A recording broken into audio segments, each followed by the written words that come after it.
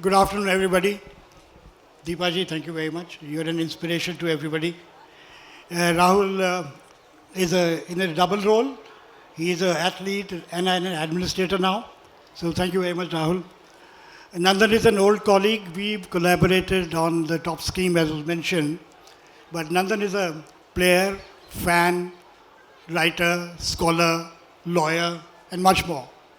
So we are discussing his book, Boundary Lab, and the global experiment that is sport. I think it's a very significant work on sport in general. It traces the evolution of sport from being something rather simple to a complex, multi-stakeholder entity which has social, economic, political, cultural implications. So it's not a normal book with a linear narrative. In fact, it deals with specific issues which are part of sport today, and he dissects them and deconstructs them with great clarity, and it's also a very entertaining read. So Nandan's book has got a very wide scope, and he goes deep into it, and in fact it's so wide that he even thinks that parenting and bringing up children is adventure sport. So Nandan, to start with you, tell us about your book, and what is Boundary Lab, and why is sport an experiment? Thank you, Amrit. This is debut at JLF, so it's almost like making your test debut at Lord's, but it's like also following Tendulkar in the lineup. You've done a pretty good job of introducing the book. It can't be Lord's, it has to be the Ahmedabad Stadium. Okay.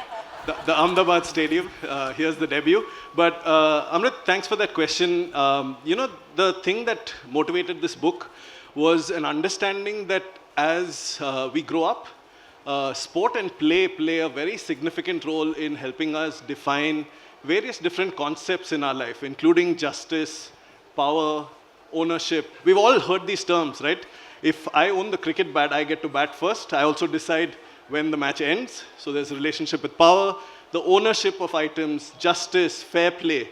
And for a long time, sport, when played at the professional level, has been seen as a reflection of society, that it is downstream in some sense of all of the social issues that are present. But my postulation in Boundary Lab is actually something different, that sport, when organized at a global level, has the same rules everywhere. It also becomes the place where multiple little social experiments are playing out, knowingly or unknowingly, in the same way we did when we played as youngsters. At professional levels, it could be around gender, it could be about fair play, it could be about governance, it could be about privacy or intellectual property. All of these are playing out very often upstream of society. So they're coming up in global sport before they become major social issues in societies. So that's the postulation. So we are looking at them like a lab situation, examining each issue and deciding what it means. Rahul, you had a look at the book? What is your reaction to the book? No, I haven't. I've just turned up here to just gas.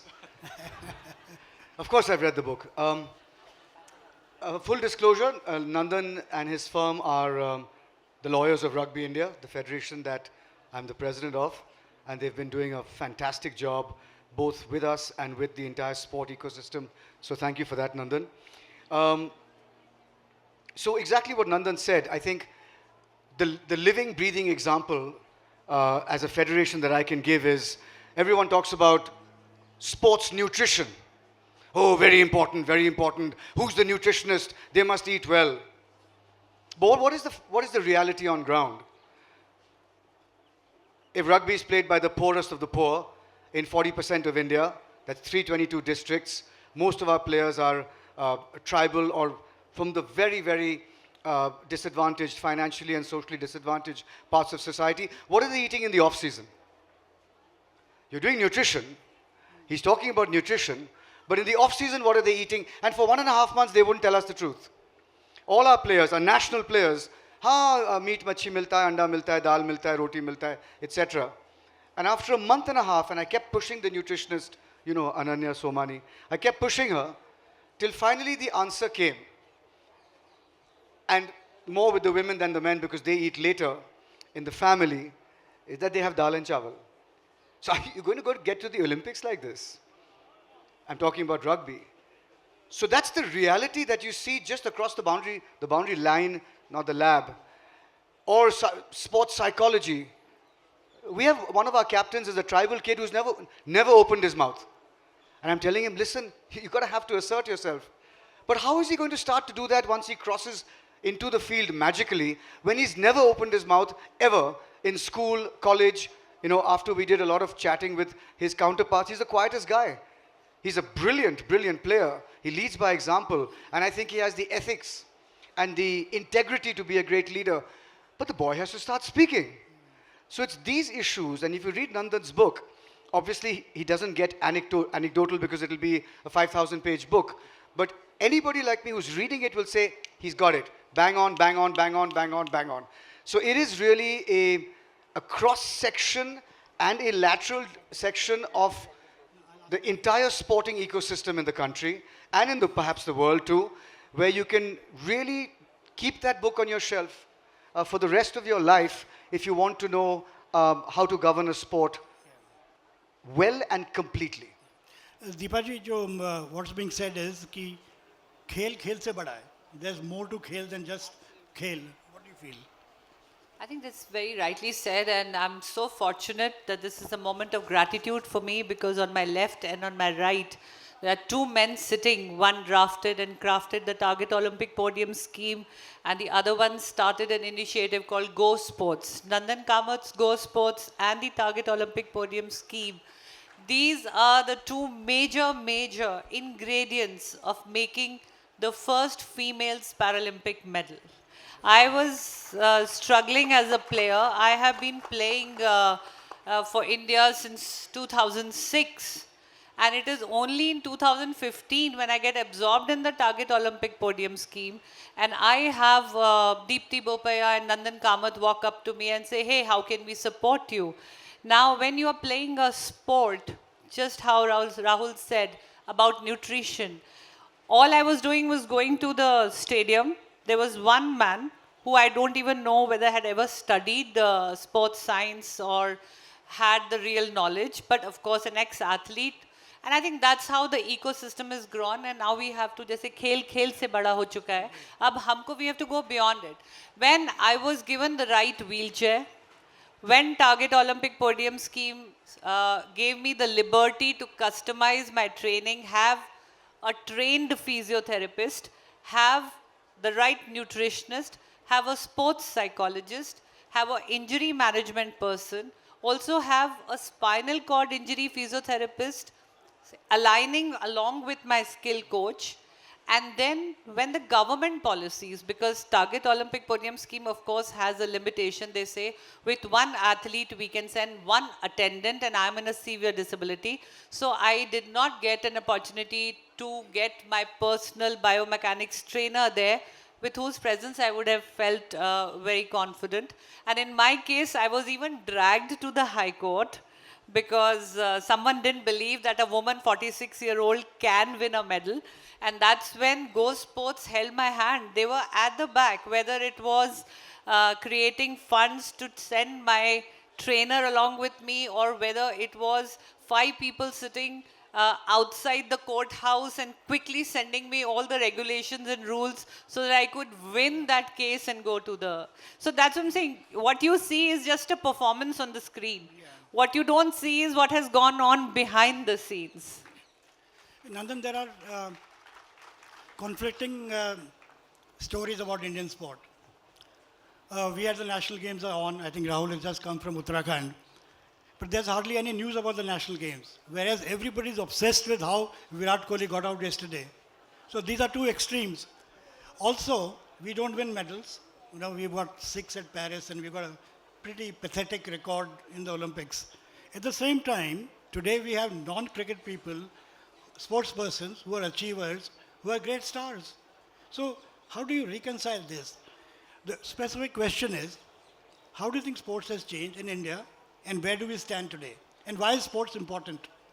Yeah, so in many ways, sport is a reflection of our evolution, not just as a country, but even globally. So if you look at the trends of the last 60, 70 years, you see technology, you see medicine, you see the governmentalization of sport, where sport is being used in government agenda. All of these are actually playing out over the last, I would say, 15, 20 years of Indian sport. A couple of inflection points, I would say, are the Indian Premier League and the professionalization of sport. And I think Abhinav Bindra's medal in 2008, and then the follow-ups, the medals that people like Deepa have won, have reformed the concept of what it is to be an Indian athlete and an identity. What we haven't done yet is actually systematize the gains, where we're able to support anecdotal journeys of individual athletes. The reality is the last Olympics, we just sent one team to the Olympics, which was the men's hockey team. There are so many events that we are not even contenders, forget about medal potentials. But there are so many green shoots, and I think one of them is one that Deepa has also led, which is the Paralympic movement. In a matter of 12 years, we've seen... Actually, it's amazing that I believe in Rio we won 4 medals.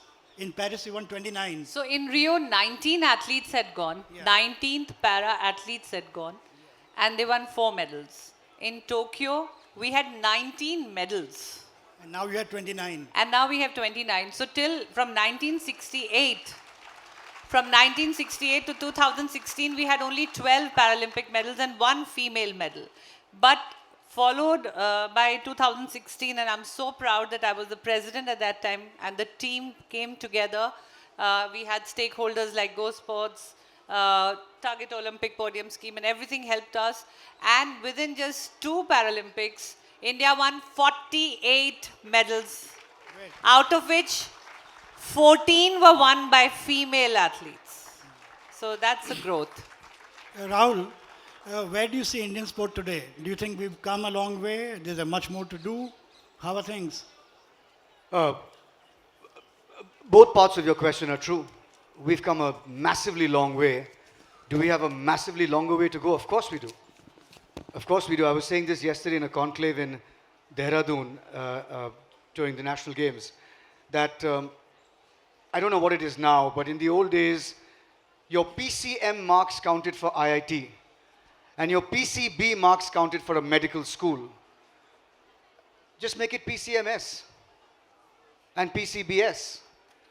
And then let's see which parent says don't go out and play. If you say you have to get minimum 98 in S, then just see how the whole thing changes. I mean, this sounds, I'm just sort of lighthearted, but you get my larger point. So is there, I mean, I believe what's going to determine the future of Indian sport is going to be systemic longevity. You cannot just have one medal and imagine that everybody else is on the edge of getting a medal. You have to work so hard at a massive pool at the base so that you will then continually feed to the top of the triangle. I mean, we know all this.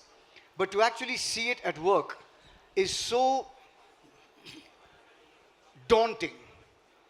You keep thinking, will somebody ever make it up this ladder? Rahul, we all follow sport. We celebrate the success of our sportspersons, the para-athletes and the other athletes. But is it a concern that we are consumers? We consume sport. We don't really play sport. Everybody's on mobile following what's happening. But the number of people actually playing and playing at a competitive level, is it very small? I mean, if it's a proportion of the country's population, sure, it is small. If it's in absolute numbers, it isn't small. But what is the quality of that? And what is the, Hindi में कहते हैं ना, नियत क्या है? अब अगर खेल रहे हो, तो जहाँ पे आप खेल रहे हो, वहाँ उस जगह की नियत क्या है? Is there an intent to make you move up? Is there a pathway? So I think it's very, very important not to just have people playing sport, that's fine, it has its own place, but also every time somebody picks up a sport, I'll give you an example. The lightning conductors of sport are their personalities. So badminton, I think middle class, upper middle class India gravitated towards badminton, tennis with Lee and Mahesh, table tennis, chess now, golf with Aditya Ashok coming close to a medal at the games. And so you find a lot of people being attracted by, oh, this person is making it. They're not attracted by that person. They're attracted by the possibility. That pathway simply has to be articulated from the moment, and I'm not obsessed with medals, but the idea of a pathway should be articulated the moment the person touches the rugby ball. That look, if you're serious, if you like it, if you're enjoying it, zip, zip, zip, zip, zip, zip, zip, that's your pathway. Okay, that's the pathway for an athlete. And I'm sure the niyat is to succeed, to excel, win medals.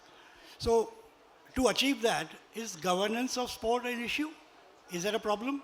Is that a stumbling block? I mean, you should be asking Nandan. Okay, let's ask Nandan. Let's ask Nandan first, and I'll Let's just ask add Nandan. my two bits after. So, Nandan first.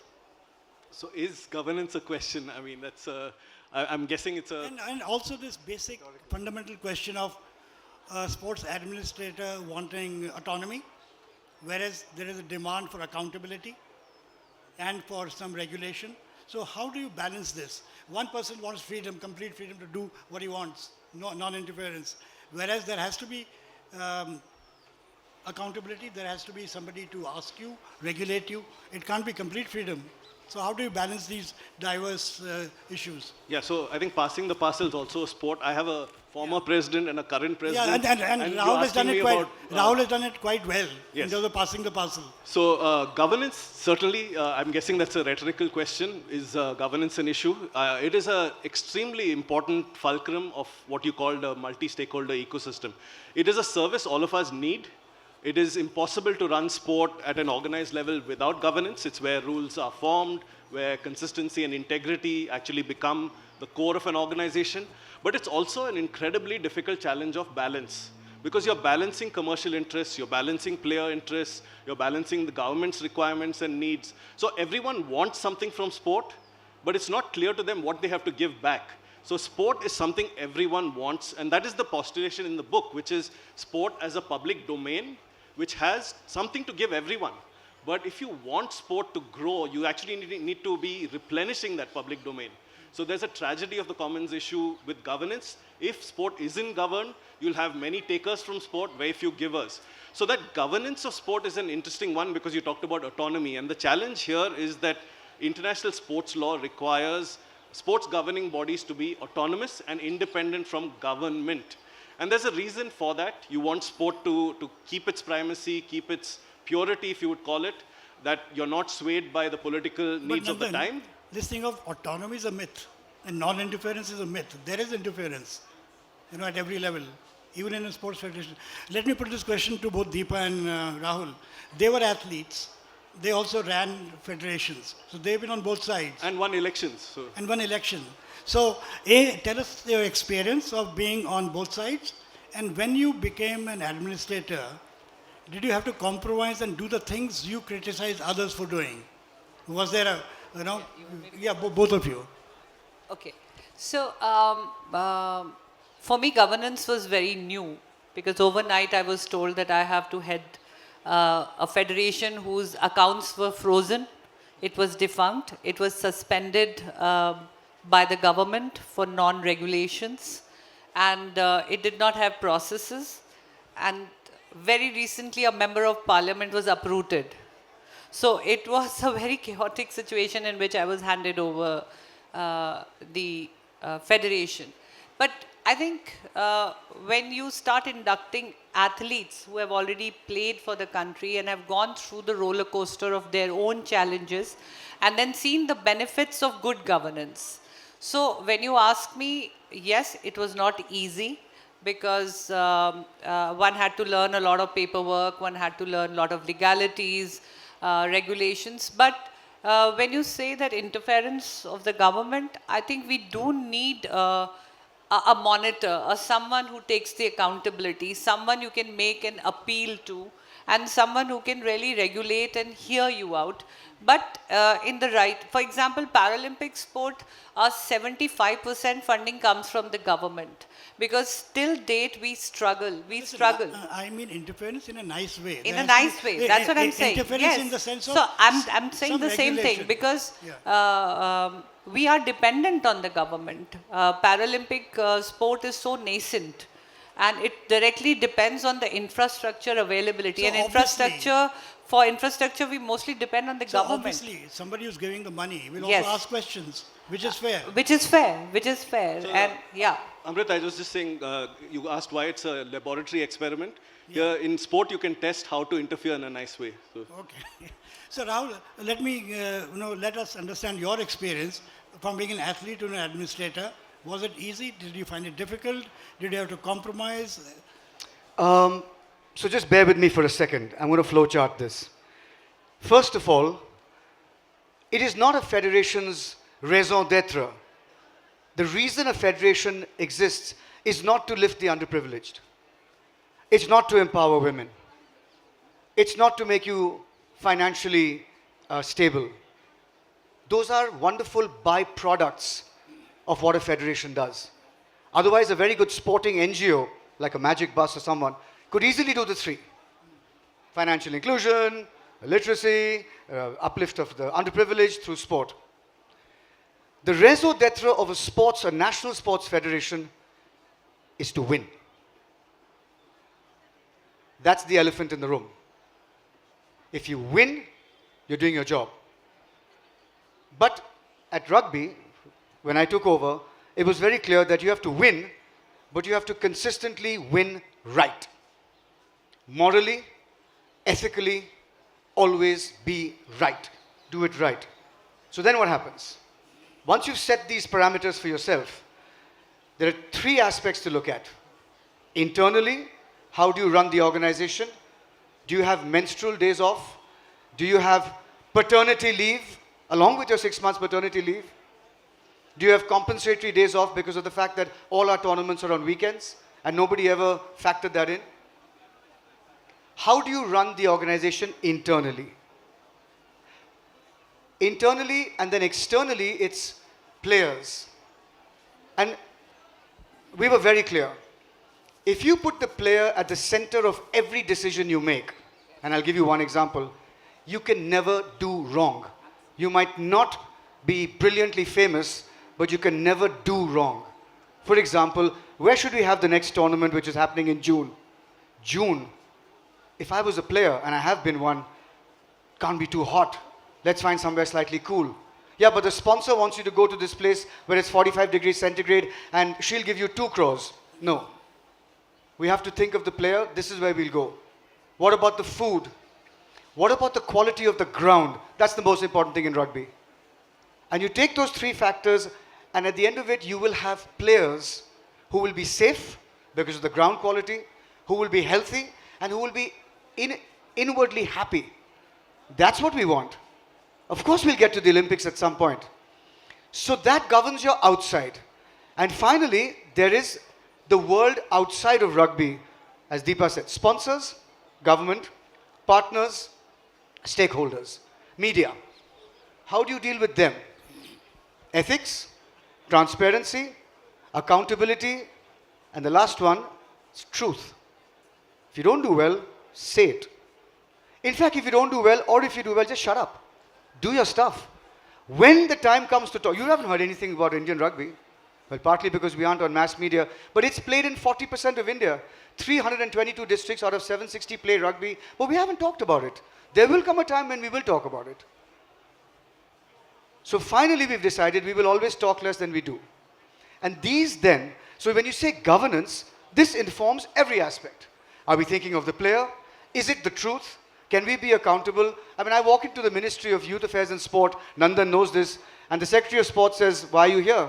And I say, Sujata ji, I've come to give you accounts. You've given us money, I've come to give you the accounts. In Hindi, it's called hisab. So she says, nobody else gives us hisab. I said, we do.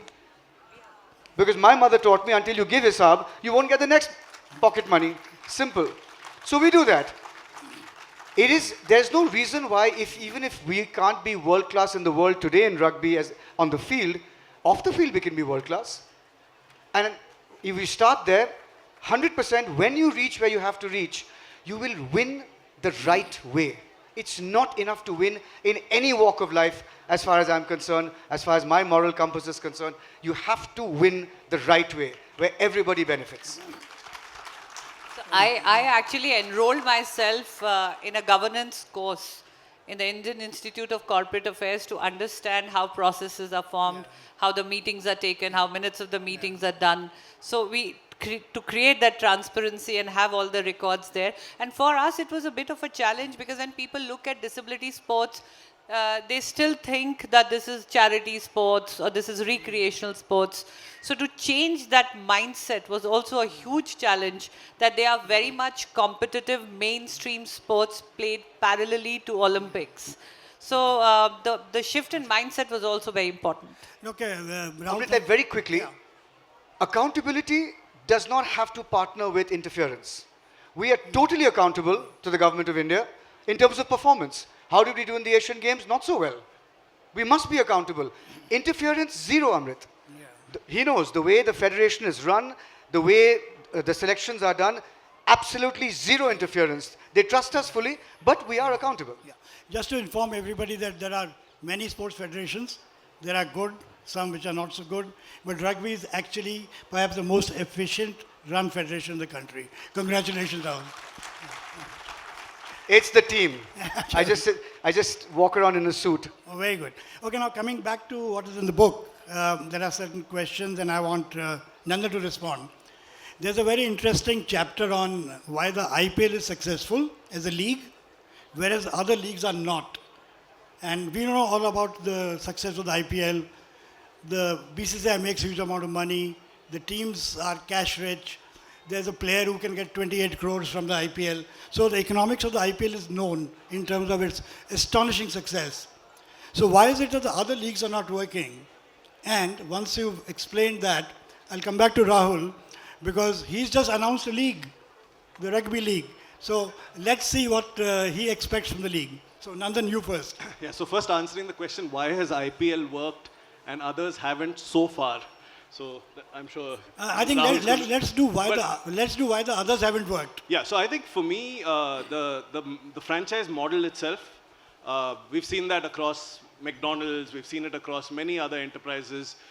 Most often, capital there is used to expand a business, while most of our other sports leagues have used it to start up a business. And when I mean expand in many different ways. When you looked at what the IPL sat on, first of all, it came in the response to the ICL, which was an unauthorized league. So there was, in some sense, a market already built a little bit.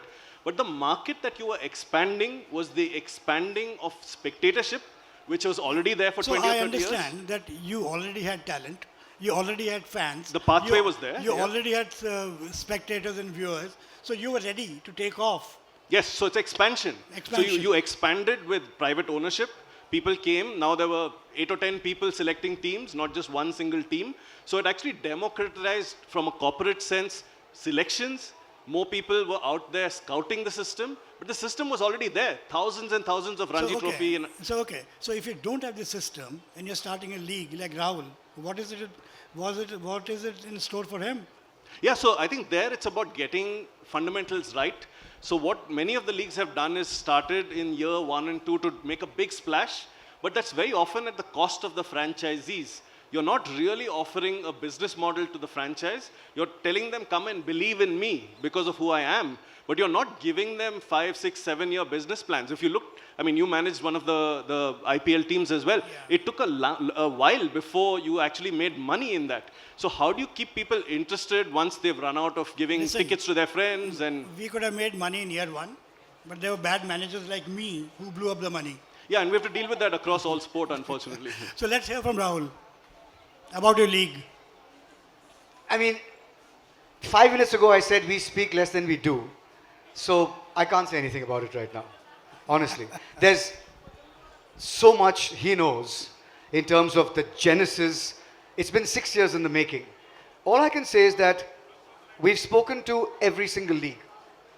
Success, failure, individual sport leagues don't work, team sport leagues work, lots of lessons learned. We've had our wrists slapped with the financial models we had earlier created, and they went through 4 or 5 iterations.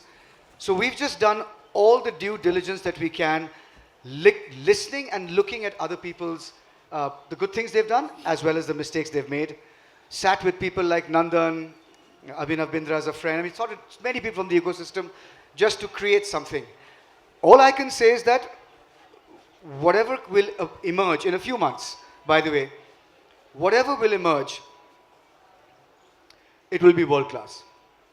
But have you sorted out the economics? What do you think, Amrit? If I'm sitting here saying we've announced the league, we forgot the economics.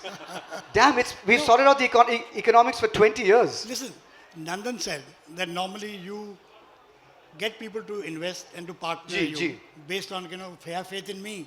And maybe you'll have to struggle 5 years and then it'll be okay. So is that a 5-7 year kind of window before you start getting financial return? Listen, the reason I ask is many of the other leagues have not been able to survive even after 5-7 years. Yeah, my opinion is that you can smell whether a league is going to succeed or fail after year 3. You can smell it. Forget about us. You can smell it. You know whether it's working or it isn't. If it is, then everything will work. The bottom line, the spread of the sport, the grassroots interest, the television, all of that. If it's not working, essentially at its heart, if it's not working on television as something to grab people, then you're in trouble. So there are many sports that are fantastic to watch with the naked eye, but they don't translate well into television. And there are some sports that just look, golf, for example. You can't watch it with the naked eye, right? You're not going to be walking around with, you can't catch a 360 degree of a round of golf. Whereas on television, it's electric. So that's what I mean. So one thing we know, that rugby sevens is, in my opinion, the most attractive television outdoor sport on earth. So it has to be a good television product. Hell yeah. Yeah. But here, Amrit, I would say that we are a nation hungry for medals. We celebrate medals, we celebrate wins. So these are leagues. What about a mainstream sport called Paralympics? And I have been in governance of the same. We often get caught in vicious circle. The sponsors we don't get. If we get the sponsors first question is there going to be a telecast? Is there going to be a broadcast? Are there takers for broadcasting of the sport? Because when we go to the broadcasters, they say, do you have enough sponsors? And when we go to the sponsors, so it becomes a vicious circle. Yeah. I think we need to accept sports with an open heart if we want to see India as a sporting nation. True. Nandan, coming back to two more interesting chapters in the book. One is about the question whether a sportsman who's representing India is actually for India or is representing a private organization. I think you asked the question whether Virat plays for whom. The second question is about whether MS Dhoni can patent his helicopter shot. Now, just take us through that, both these questions. These are some of the questions in the book. The book has about 20 chapters. Each chapter examines a question like this. Yeah. So one of them was, does Virat Kohli play for India or does he play for the BCCI? He plays for India. Because that was in fact the argument made in court by the BCCI, trying to suggest that it is actually a private body and has got nothing to do with Indian government. So, and the reality is still today, the BCCI is not a nationally recognized sports federation. It sits outside the governance of sport. It has its own, there's a history and reason for that. Fine, but so is there any doubt about... Yuvraj got the Arjuna Award with me and Virat Kohli got the Padma Shri with me. So they are getting the same sporting honors. But they are not an NSF, the National Sports Federation recognized. So the argument made was, and an unsuccessfully made, was that the Indian team is actually not the Indian team. It's a team of Indian citizens playing for the BCCI. They wear the BCCI logo on their jersey, right? Now, the absurdity of the argument came out in the Supreme Court, and what the BCCI was trying to suggest was that the courts do not have writ jurisdiction, because writ jurisdiction is against the state or someone acting like the state. So that's one question. You've gone from one... But now this has been put to rest. It's been put to rest. I don't think any of us are supporting the BCCI team of Indian citizens. We're supporting the Indian team. Many of our players wear the flag as well on their helmets. So putting that one to rest, the other one is a very open question. So one of the chapters is, should MS Dhoni be allowed to patent the helicopter shot?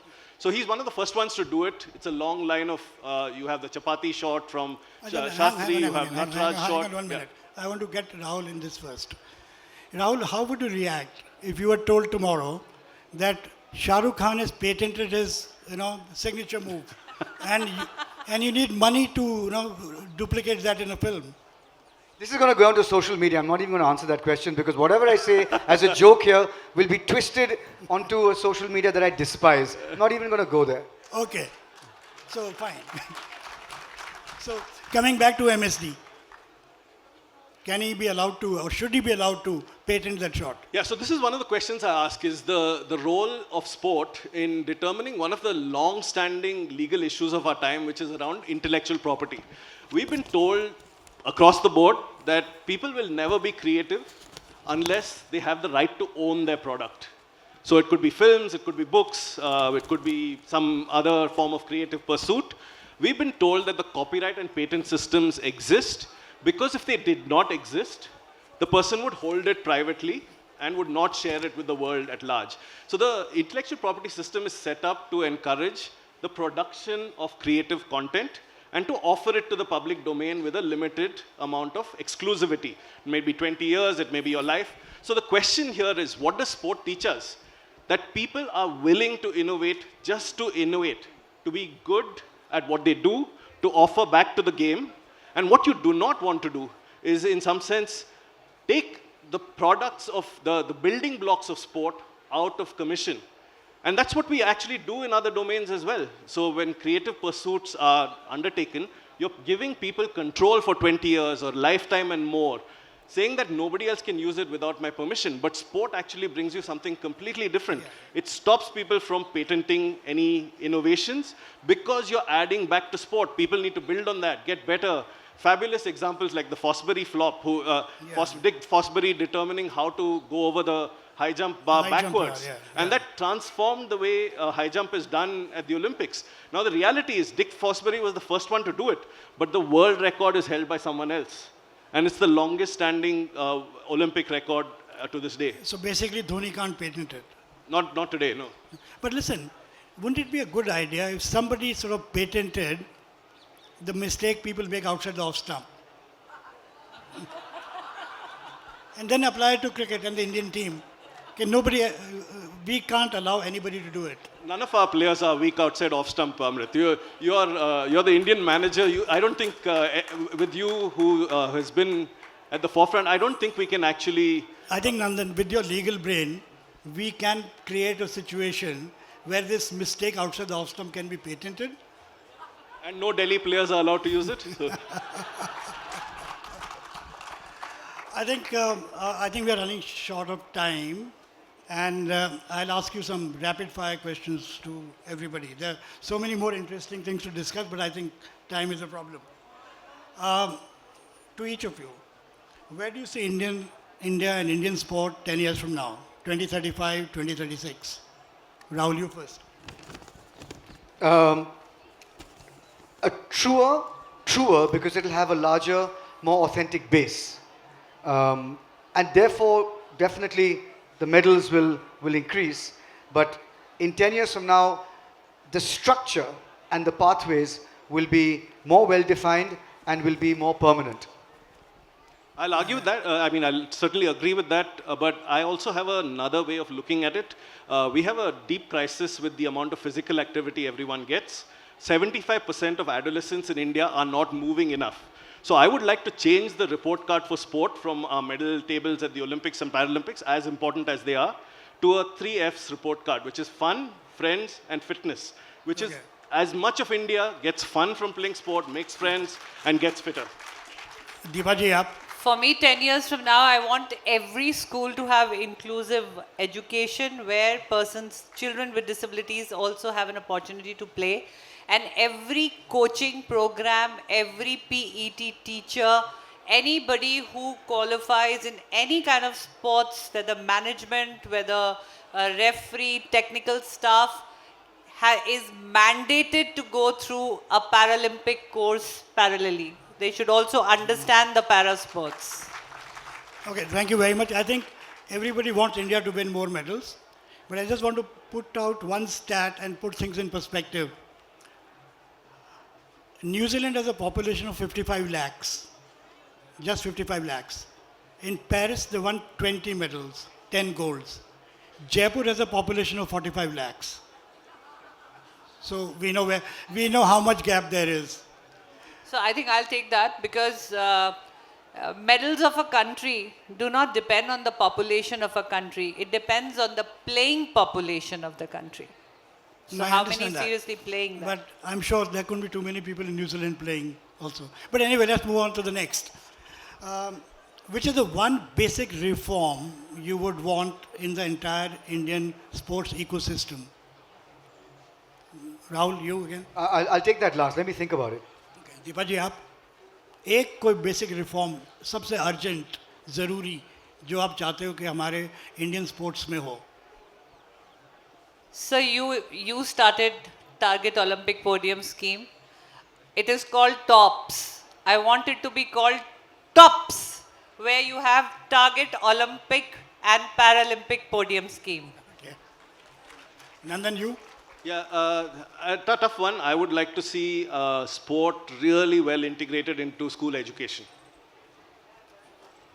Yeah, I second that. Thanks. Listen, you have to come up with something original. You can't second. No, if somebody else is doing the work, I can just hang. Okay, now related to this, one major threat or one major positive thing looking forward. I think this, the quest for medals, the thirst for medals can be both. Yeah. It's a question of how you actually Yeah. take that mania. It can be a threat because it can destroy all the organic ways in which a sport should grow. And on the other hand, it gives you a goal. It Listen, gives you something. Rahul, I agree because listen, sometimes this thirst for medals can be a big distraction. And we are not doing very well when it comes to medals. At Paris, we won 6. Amrit, it's like not warming up and running 100 meters. Yeah. You might run it once, but can you do it time and time again without straining your hamstring? But let me just tell you some stats which I think are very revealing. At Paris, we won 6 medals. 84 countries won medals, and we were 71st. So that's not a very, major achievement. In all 100 years of Olympics and things, only about 20 odd individuals have won medals. Just 20. We are a country of so many crores. We've been in the Olympics for 100 years, and just there are 20 superhuman beings, superb athletes who actually won medals for India. Whereas you have one Phelps, the swimmer, who alone has won 28 medals. So I think medals just can't be the only reason for sports. Sport is much bigger. So you see any threat, Nandan? Yeah, I mean, I would have to agree with this. He agreed with my previous answer. But it is really the bounty system put on victory and winning. The difference between third and fourth, the difference between first and second, there's just an obsession. It also breaks the system because the system isn't strong to support the pathway that Rahul talked about. So we see India is on a few medal tables. We're second on the doping medal table, the number of doping cases. What you've set up is a system where do whatever you can to try and win, because you're going to win 7 crores, 10 crores, 15 crores from some government. But if you fail or if you get caught, there's no consequence because you have so little to fall back on. So in some sense, building a pathway, building what you could imagine as a ladder, where there's every step of the way there is a rung. You don't have to jump up rungs or be pushed up a rung. And that's the way I'd like to see Indian sport, is building the rungs of the ladder. Because right now people have made it through, but very often have needed someone to give them a push up because of a rung of the ladder is missing, and that's what I'd like to say. Listen, I think we'll have to conclude. And before we take questions, a few questions once again. I would again recommend that everybody reads Nandan's book. It is absolutely the best book on Indian sport which has come out. Yeah, without a doubt. And to me, it is like a kunji. You know, the students at Kota and everywhere else, have a guidebook, a champion short guide, that if you read this, you will ace an exam.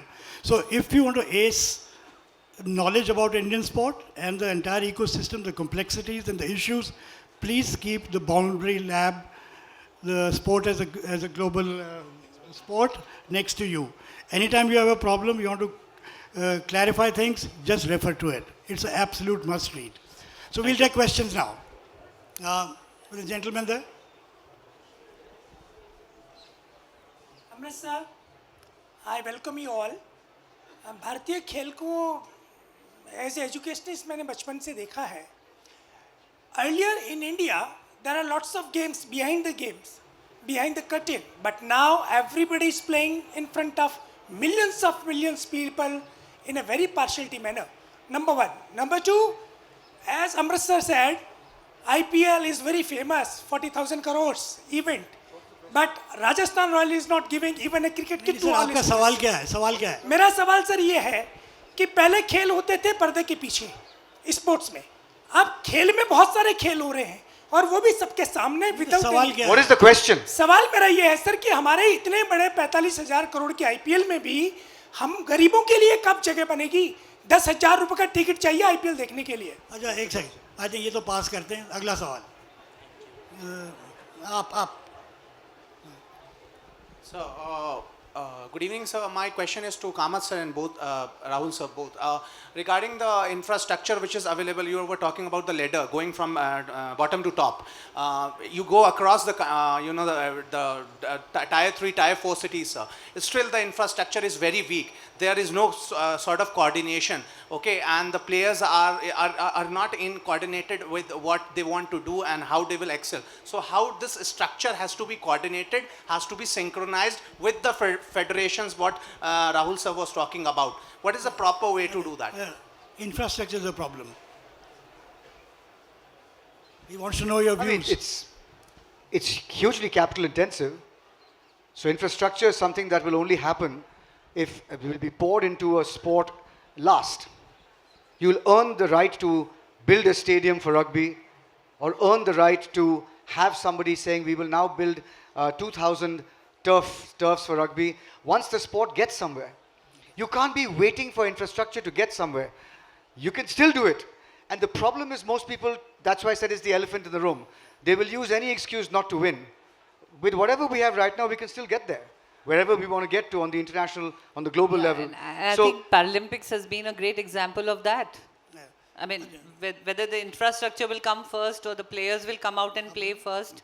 I mean, we can't get stuck in the chicken and hence the egg story. एक सवाल ये Rama ji, please.